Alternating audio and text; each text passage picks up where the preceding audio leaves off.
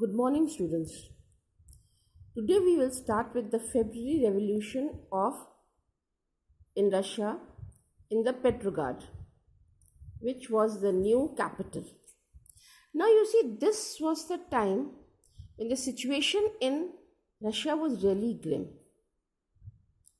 On one side were the workers who had to face very many hardships, and on the other side was the king's palace, the beautiful buildings, and the shopping complexes. Food shortage was felt in the workers' quarters.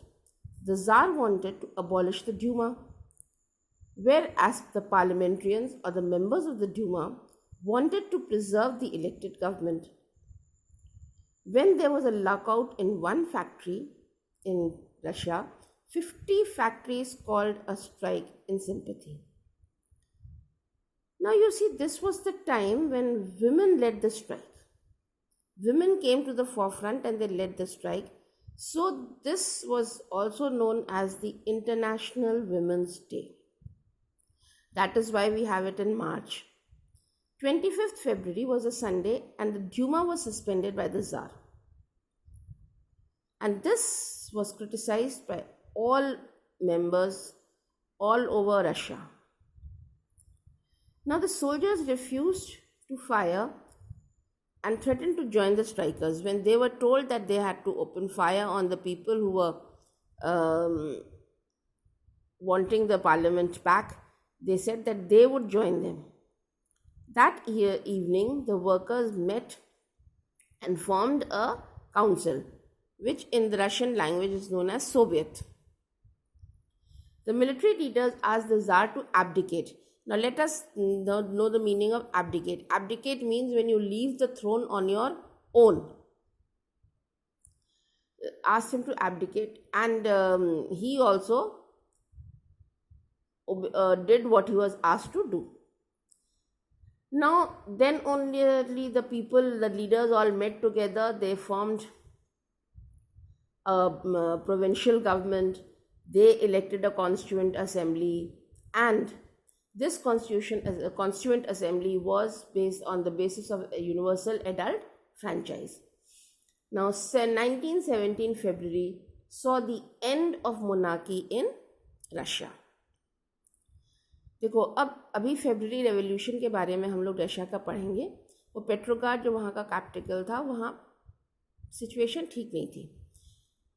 सड़क के एक तरफ workers रहते थे, दूसरी तरफ राजा का महल था, गवर्नमेंट ऑफिसेस थे, उनके शॉपिंग कॉम्प्लेक्सेस थे, मतलब प्रॉस्पेरिटी थी. जो वर्किंग क्लास के क्वार्टर्स थे उसमें सिचुएशन बहुत ही ज़्यादा ख़राब थी. The people did not have enough to eat. They were suffering a lot, and there were food shortages as well.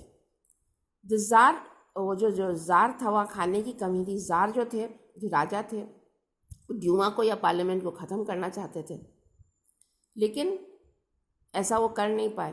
एक कोई फैक्ट्री जो में उन्होंने लॉकआउट कर लिया. अब लॉकआउट वो होता है जो मालिक करता है, स्ट्राइक होता है वो वर्कर्स करते हैं, लॉकआउट मालिक करता है. जब एक फैक्ट्री में लॉकआउट हुआ तो उन वर्कर्स के सपोर्ट में बाकी 50 फैक्ट्रीज उनके साथ आ गई, और इस लड़ाई को सबसे ज़्यादा सामने विमेन लेकर आई. Women were in the forefront, and so this is also known as the international women's day. यहीं से शुरुआत हुई थी. द 25th February वो एक संडे था, तो ज़ार ने डूमा को या पार्लियामेंट को सस्पेंड कर दिया. फिर सारे डेमोन्स्ट्रेशंस हुए. अब डेमोन्स्ट्रेशंस को भगाने के लिए पुलिस बुलानी पड़ी. पुलिस ने बोला कि हम उन पर गोली नहीं चलाएंगे, अगर आप हमको ज़्यादा मजबूर करेंगे तो हम उनके तरफ चले जाएंगे. उसी शाम वर्कर्स मिले, काउंसिल बनाई, और जो मिलिट्री लीडर्स थे उन लोगों ने देखा कि हाँ सिचुएशन कितना ख़राब है, तो उन लोगों ने ज़ार को बोला कि बेहतर है अब आप गद्दी अपने आप छोड़ दीजिए.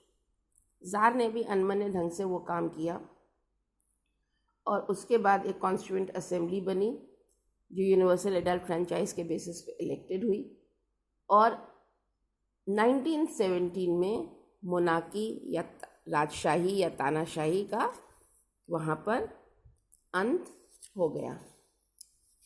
अब आफ्टर फेब्रुअरी क्या हुआ? What happened after February? After February, the situation was not at all conducive. एकदम से रशिया में सब कुछ ठीक होने में बहुत ज़्यादा टाइम लगा। जो the provincial government that was elected, the government that was elected in the provinces, that had the support of the army officials, it had the support of the landlords, it had the support of the industrialists. Now the liberals and the socialist workers wanted an elected government. The restrictions on private meetings and associations was removed. ज़ार ने जितनी भी शक्तियाँ बरती थी वो सब दूर होने लगी, वो हटाने लगे जितने भी restrictions थे. Now in Lenin, one of the greatest leaders after Marx, Lenin, when the Tsar was against him, when he was feeling that his life was unsafe, he went away from Russia. Now, after the Tsar abdicated, Lenin came back. Lenin came back to Russia and he had 3 demands. These 3 demands were written in his book, in the April thesis, where he said that put an end to the war. He wanted an end to the First World War, then, and the situation in Russia. He wanted the land to be transferred to the peasants on the basis of socialism and nationalization of banks. Like, banks should not be owned by the rich, it should be with the poor as well. The provincial government parties' powers were reduced and the Bolshevik influence among the Soviets was seen and favored redistribution of powers. So Lenin's party was the Bolshevik party, and this party was in favor of redistribution of land. And then these peasants, when it was not being given in time, they seized all the land, and between July and December 1917. Now अब 1917 में ज़ार के abdication के बाद या ज़ार की गद्दी छोड़ने के बाद क्या हुआ? वहाँ प्रोविंशियल गवर्नमेंट बनी. ये प्रोविंशियल गवर्नमेंट में वो पार्लियामेंटेरियंस और इंडस्ट्रियलिस्ट थे, मिलिट्री ऑफिसर्स थे, लैंडलॉर्ड्स थे. Again you can say it was the aristocrat, वो रिच लोगों के हाथ में ही सरकार थी. लेकिन liberals and socialist wanted a change in the society, wanted an elected government. Now the first thing that happened was the restriction on meetings and associations was removed. ज़ार ने जो पाबंदियां लगाई थी वो सब हटा दी गई. उसमें ऐसी कोई भी पाबंदी नहीं थी. इस बीच लेनिन वापस आए. लेनिन रशिया छोड़ के चले गए थे क्योंकि ज़ार से उनकी अनबन थी और उनको था कि अगर मैं ज़्यादा रहूँगा तो शायद ज़ार हमें मार डालेगा या पनिश करेगा. जब लेनिन वापस आए उन्होंने अपना अप्रैल थीसिस लिखा. ये है लेनिन, ये लेनिन आए हैं और यहाँ पर वो लोगों को एड्रेस कर रहे हैं. Lenin came and he gave his 3 points that first of all लड़ाई ख़त्म होनी चाहिए, जो ज़मीनें हैं वो किसानों को वापस मिलनी चाहिए और बैंक्स का राष्ट्रीयकरण हो. बैंक्स गवर्नमेंट का होने चाहिए, प्राइवेट लोगों के पास नहीं होनी चाहिए. पार्टी जो थी धीरे धीरे बोल्शेविक्स के फेवर में पावर जो था जाने लगी. बोल्शेविक्स धीरे धीरे पावरफुल होने लगे और एक और वो डिमांड थी कि रीडिस्ट्रीब्यूशन ऑफ वेल्थ और लैंड का रीडिस्ट्रीब्यूशन होना चाहिए. और इस डिमांड को पूरा करने के लिए उन लोगों ने खुद ही ज़मीनें हथिया ली between July and December 1917. Now you see in this picture, जब आप लोग बुक ले लेंगे आप लोग देखेंगे किस तरह से वहाँ रशिया में लड़ाइयाँ हो रही थी. ये लेनिन हैं जो एड्रेस कर रहे हैं लोगों को ज़ार के डेथ के बाद जब वो आए थे. After that we come to the last topic of the day, the revolution of October. Now this is known as the October revolution of 1917. This was the revolution when there was a conflict or a difference of opinion between the provincial government and the Bolsheviks. So on October 17, Lenin persuaded his party leaders to form a socialist group or a socialist power. Now the prime minister at that time, Kerensky, he ordered the military to take over the buildings and two Bolshevik newspapers,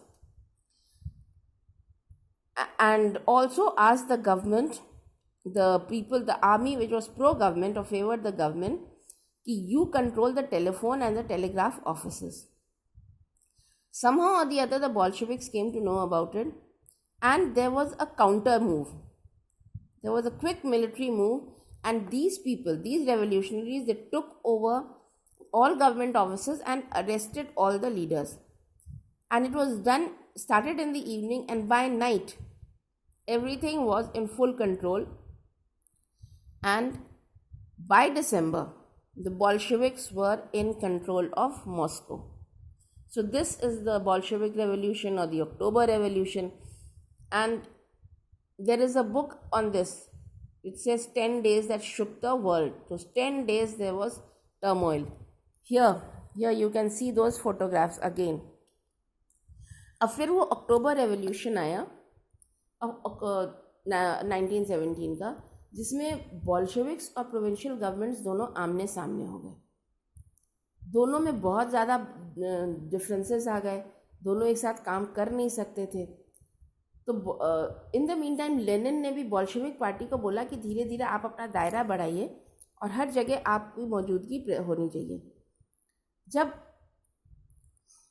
वहाँ के prime minister को, उस समय के prime minister को, केरेंस्की को पता चला, तो उन्होंने मिलिट्री को ऑर्डर किया कि आप, जो उनके फेवर में जो मिलिट्री थी, आप गवर्नमेंट बिल्डिंग, जितनी भी बिल्डिंग्स हैं बॉल्शेविक्स की, खासतौर पर उनके 2 न्यूज़पेपर्स, इन पे आप कब्जा करिए. अब और अपने लोगों को बोला कि आप टेलीफोन और टेलीग्राफ के ऑफिस कंट्रोल करिए. लेकिन ये खबर वहाँ तक पहुँच गई. उन लोगों ने फटाफट सब कुछ के खुद पे कब्जा कर लिया. विंटर पैलेस पे, पोस्ट एंड टेलीग्राफ पे, जितने भी गवर्नमेंट ऑफिसर्स थे और उनके जो ऑफिसर्स थे या मिनिस्टर्स थे, उनको अरेस्ट कर लिया. ये सारे मतलब रात तक ये चला. रात तक सिचुएशन पूरी तरह इनके सब कंट्रोल में आ गई. और बाय दिसंबर बॉल्शेविक पार्टी जो थी उसने रशिया में अपना पूरा कंट्रोल कर लिया. So just children, this much is for today. Thank you.